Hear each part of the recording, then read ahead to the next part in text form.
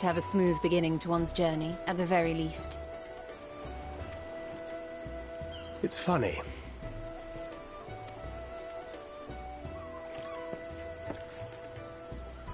Master Louis Soir came here on a ship very much like this one.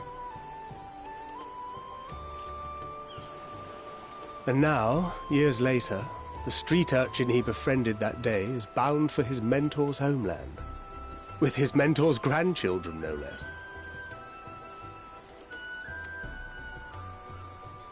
Aye.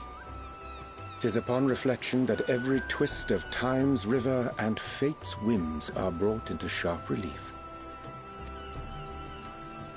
Thou hast matured much in the intervening years.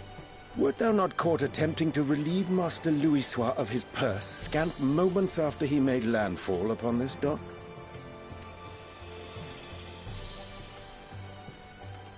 Oh, really?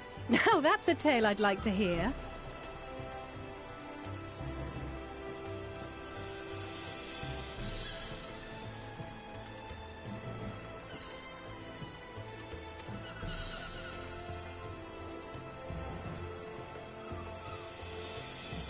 Will this be your first visit to Charlian, Sir Estinian?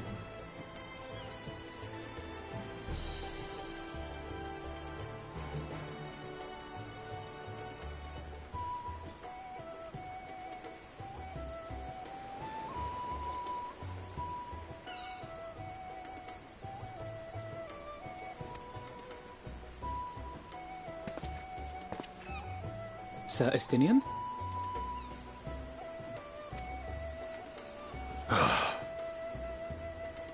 Are we strangers newly met?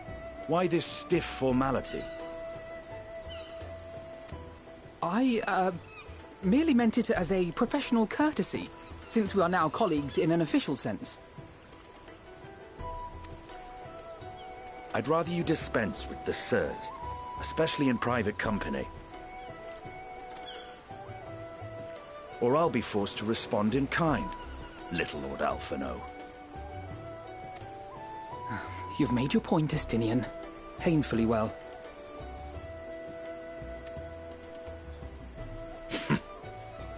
Better.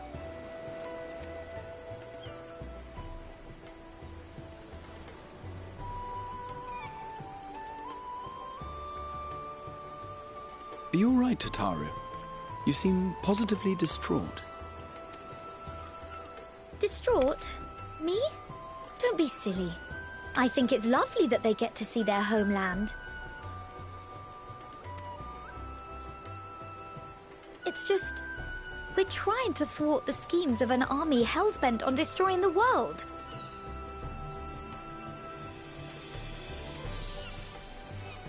And, once again, I have to stay behind and worry that this is the last time I'll get to see my friends.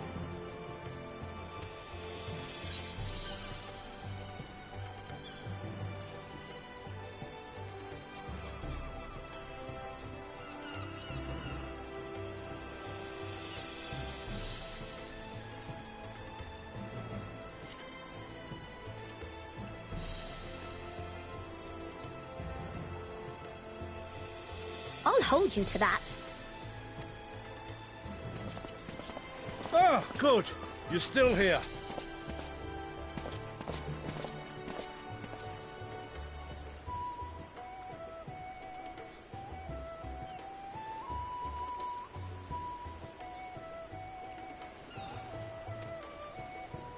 Hori!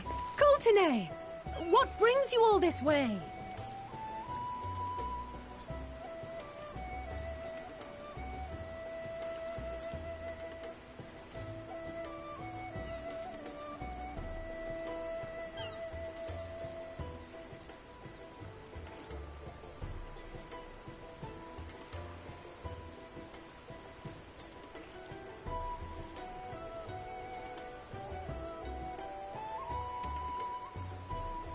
We're to assist the Maelstrom and the Kobolds with a lunar primal operation, so we thought we'd see you off before heading to the tower.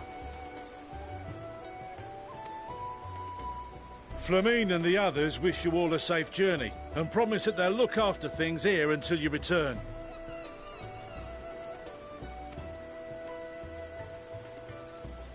We will too, of course. Aye. We, your fellow Scions of the Seventh Dawn, will do our part to ensure the end of the world won't happen on our watch.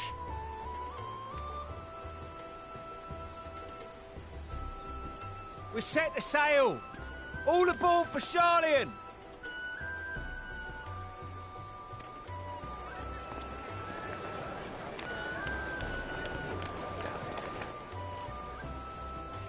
It's time. Then we must delay no longer. We will contact you the moment we learn aught of value. Wish us luck.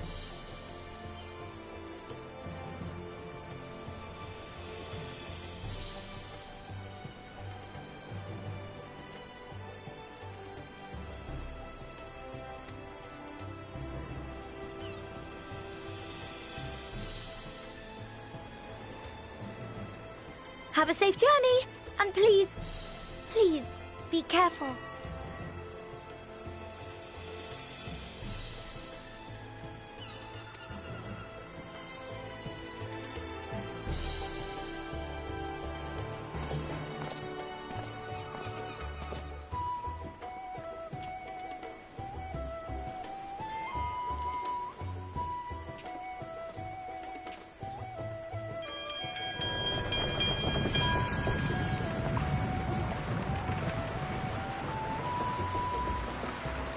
And so you venture forth unto the unknown.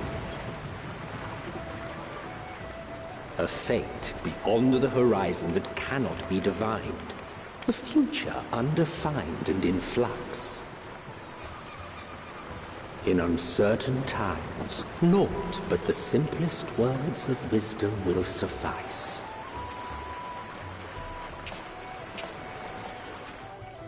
That which lives is destined to die. Love leads to loss. Every beginning has an end.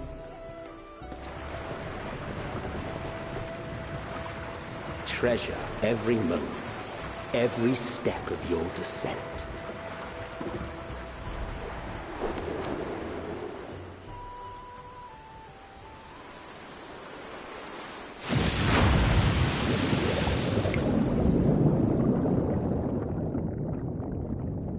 And there, in the depths where souls and stars rest, find your truth.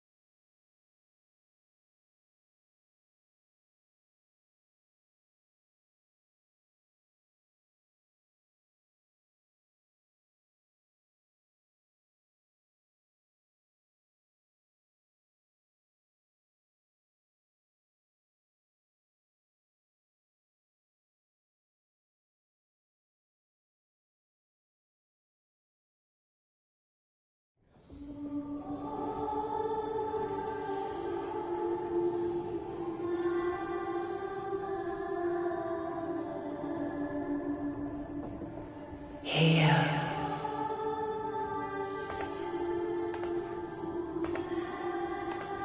Feel.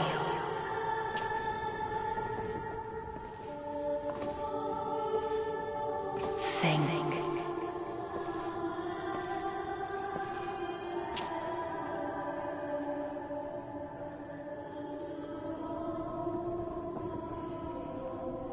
The day has barely dawned, my fellow earlier riser. Though we're hardly alone in that. Envious of those still sleeping soundly, no doubt.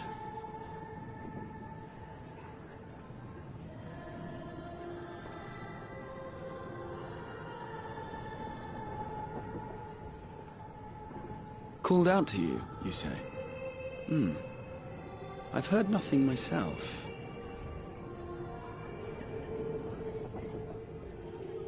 In any case, I dare say the sea air will do you good. Why not join the others on deck? Charlian should be coming into view at any moment.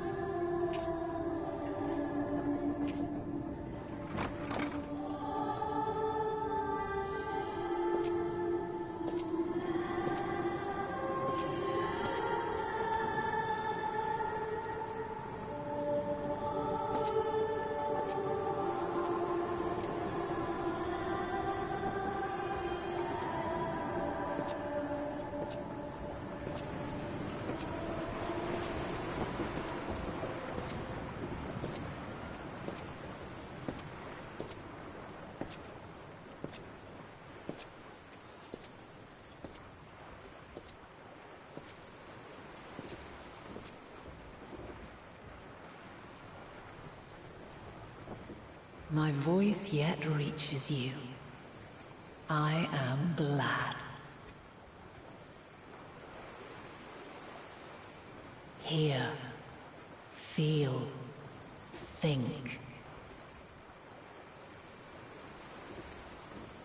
And thus do we meet face to face at last. My warrior of light, guided by the crystal.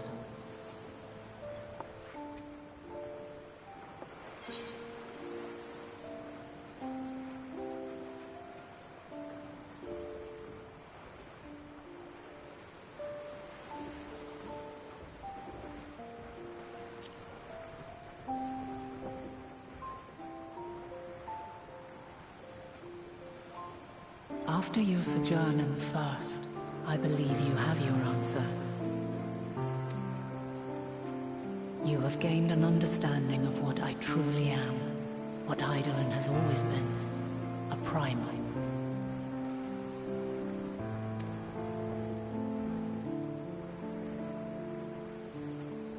Zodiac was created to forestall the apocalypse which threatened the ancient world. And I was brought forth to bind him.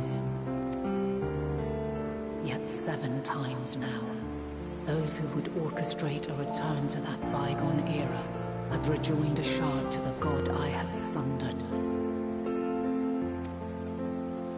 The greater his strength grows, the swifter does mine own diminish. The power to draw your mind into the rift betwixt is no longer mine to wield. Yet though it taxes me sorely, I dare not leave these words unsaid.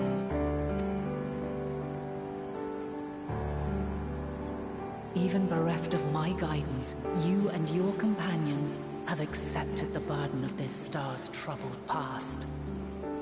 A conjunction has begun to form, an intertwining of your time and mine.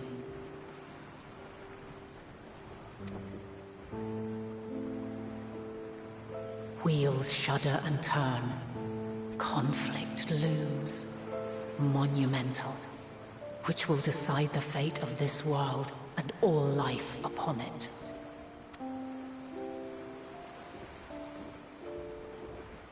When you truly understand what is at stake, and your journey has prepared you to surmount the insurmountable,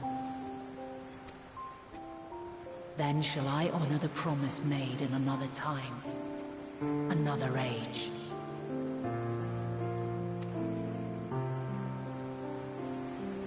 Cast your peepers to the fore, folks. Charlian's just over yonder. I will not keep you further. Your traveler's heart must yearn to behold this unfamiliar land. We shall meet again. And soon.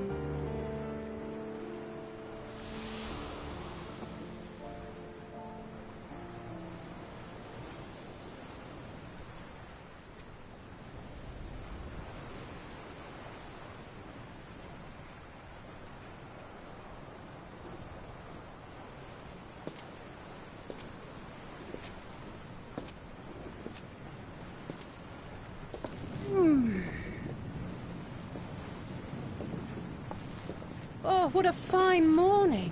Oh, still a bit stiff, though. And a good morning to you too. Taking a look at the island already?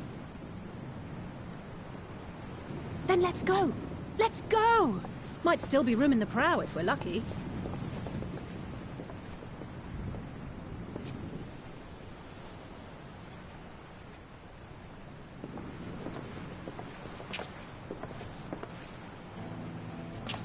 Ah, the sleepers have arisen. There she is. Good old Charlian. Oh, I see it.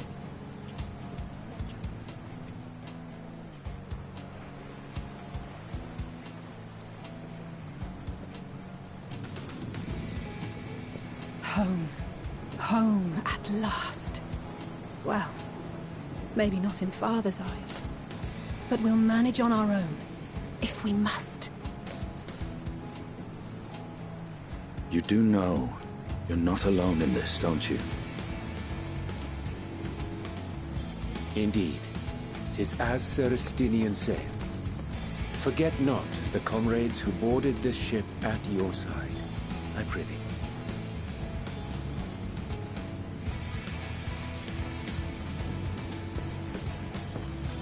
Thank you, my friends. We are ever grateful for your steadfast support. Upon arrival, we will be disembarking into the heart of Charlian proper.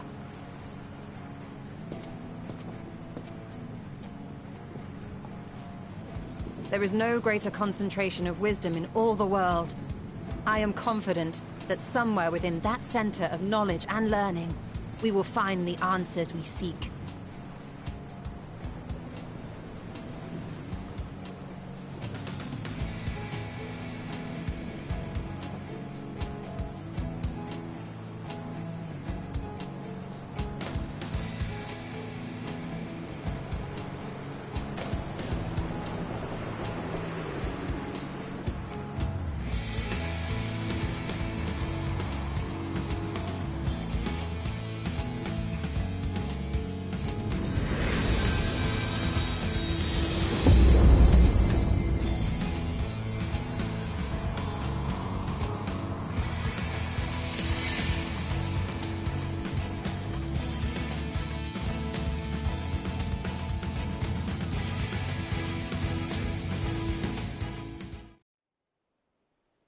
Charlian, the solitary island nation of the northern seas.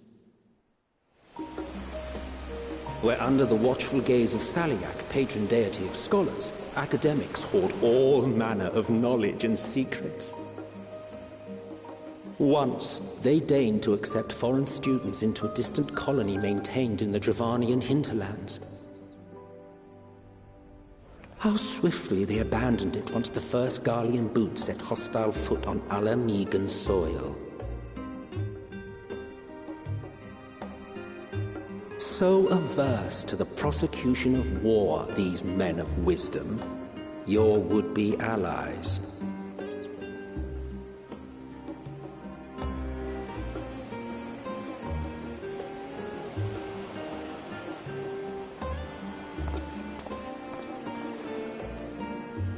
I thought they'd never let us off the ship.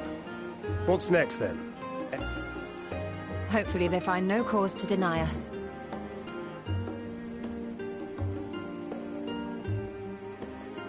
Hasn't Charlian all but severed relations with foreign powers?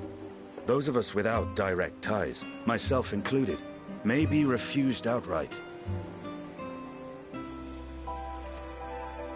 'Tis true that, as a nation, Charlian only forms trade agreements with a select few neutral countries.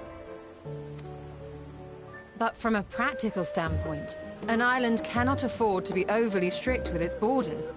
Especially not if that island's people are wholly devoted to the accumulation of knowledge. If one submits the proper paperwork, with satisfactory evidence of identity and intent, then foreigners may be granted entry. May.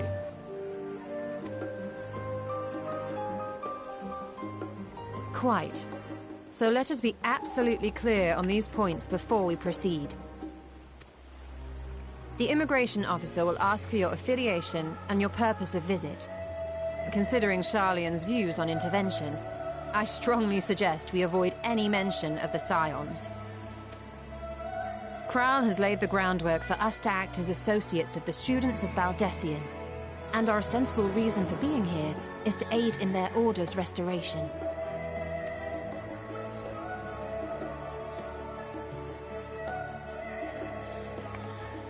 Grahatir, it might expedite our progress should an actual student be seen at the head of our little group. Would you mind leading the way? Of course. The immigration officers were this way, as I recall. Shall we?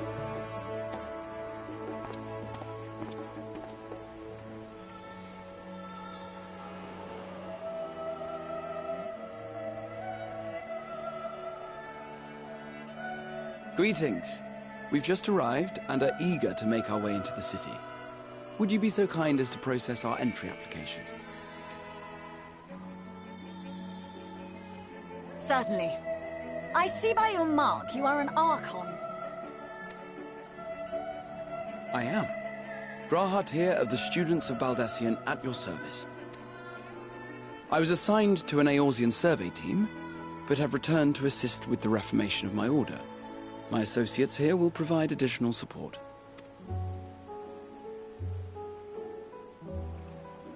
Very good. I have paperwork detailing your group and its scheduled arrival for today. And it seems some few of your companions are also Archons. If you'll step forward, we can process those applications first.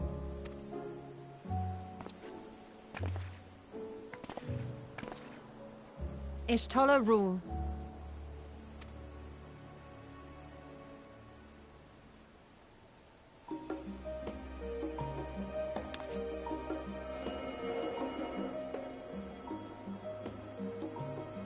See how it glows? That list is etherically linked with the citizen registry kept in the main repository.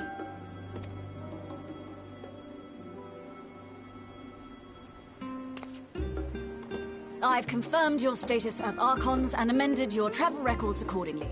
Welcome home.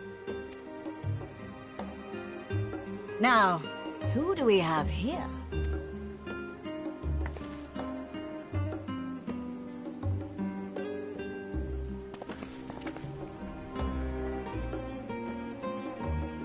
Alphino Leveilleur. And Alize Leveilleur.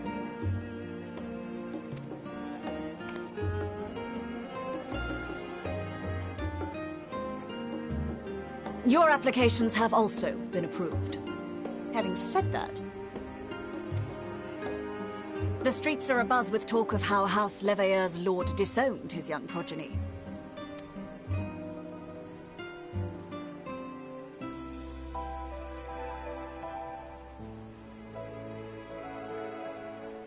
And while such personal circumstances constitute no reason to deny you entry, I urge you to avoid exacerbating your present situation. Times are quite troubled enough already. We shall keep that in mind.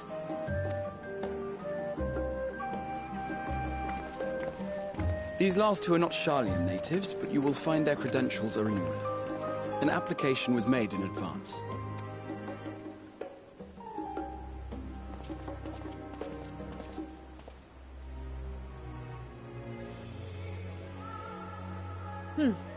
Name and occupation?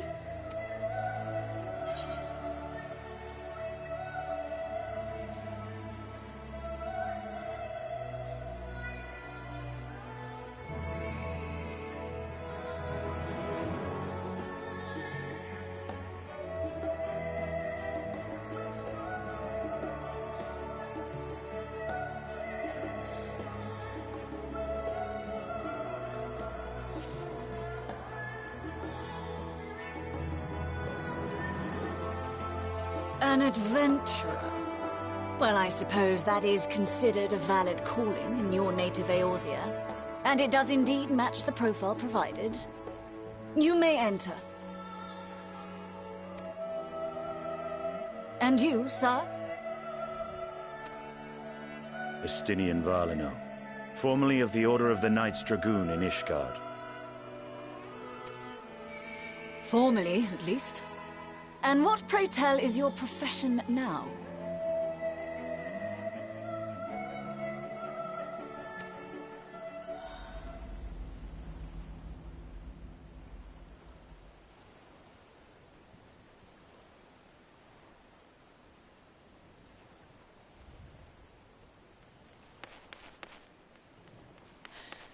If you'll allow me...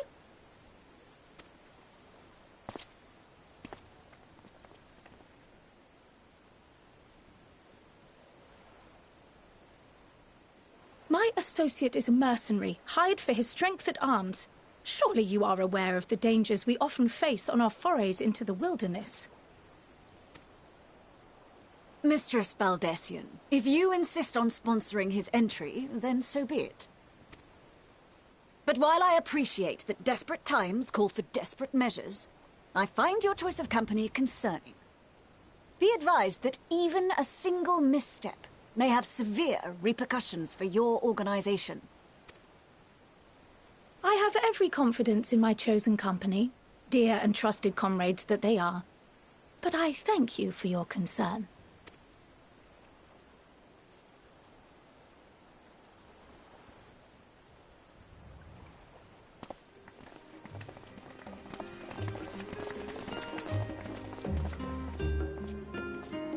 Croyle!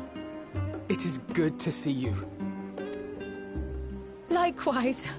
Long voyage notwithstanding, you will seem none the worse for wear. There is much to discuss, but this is hardly the place. Let's be on our way, shall we?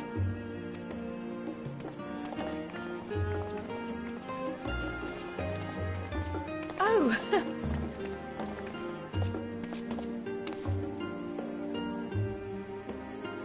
Welcome, friends, to Sharlayan. As your mercenary, I should hope my welcome includes a generous salary. Well, I had to say something, Sir Taciturn.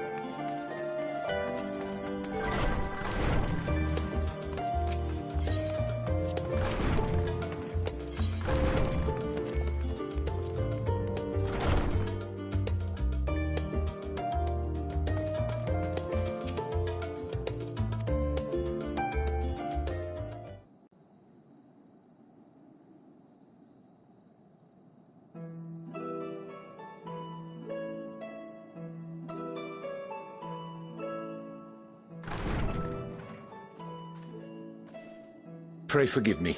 I was delayed. It's fine, Urianger. We're all here now.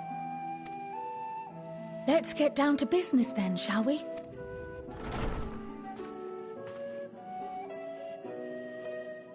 Come what may, we must prevent the Telophoroi's plans from coming to fruition. At present, I see two paths for gathering the information which may aid us in achieving that goal. The first involves an investigation into the change which has come over Sharlayan.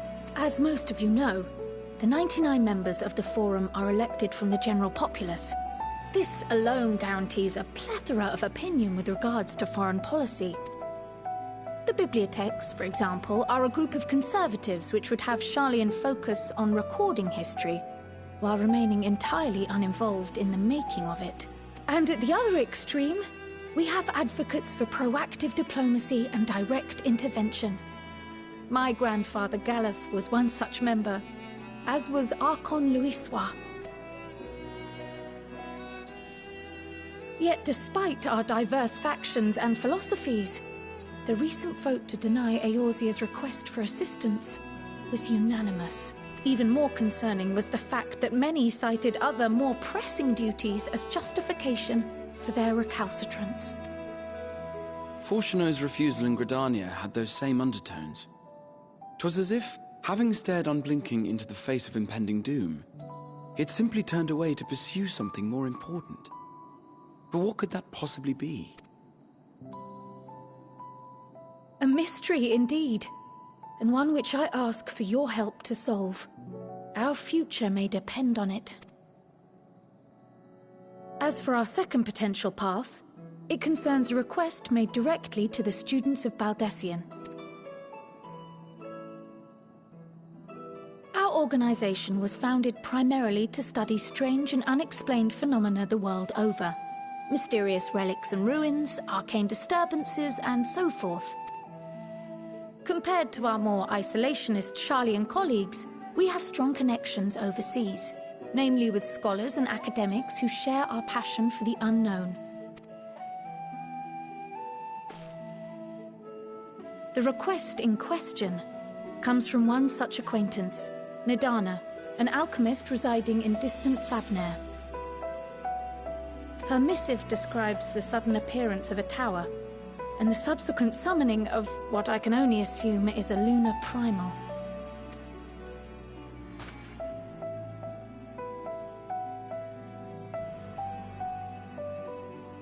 In response to this threat, the Satrap of Radzat-Han, the individual who governs the city-state, has instructed the alchemists to find a means to deal with the spire. The artisans of that land are heirs to an ancient tradition, one rather unlike that of their Uldan counterparts. 'Tis possible, nay, probable, that they have gleaned truths unattainable by Eorzea or her Far Eastern allies. They do, in fact, appear to have a strategy in mind, though it will require further research. To that end, they have requested an introduction to a capable warrior shielded by the blessing of light.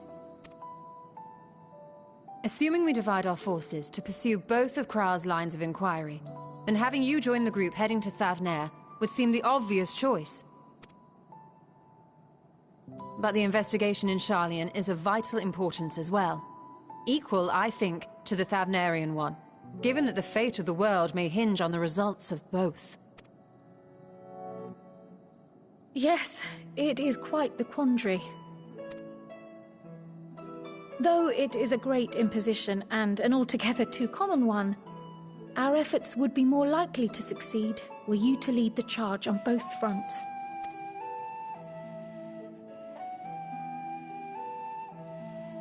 You are indeed our champion.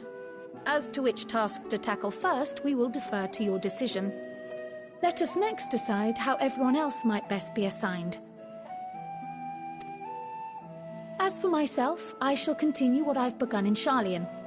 I should also like to steal the services of an Archon or two. And thereby gain access to a greater range of reading material. I will help with that.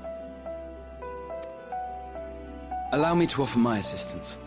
I have some small amount of experience in the field of research.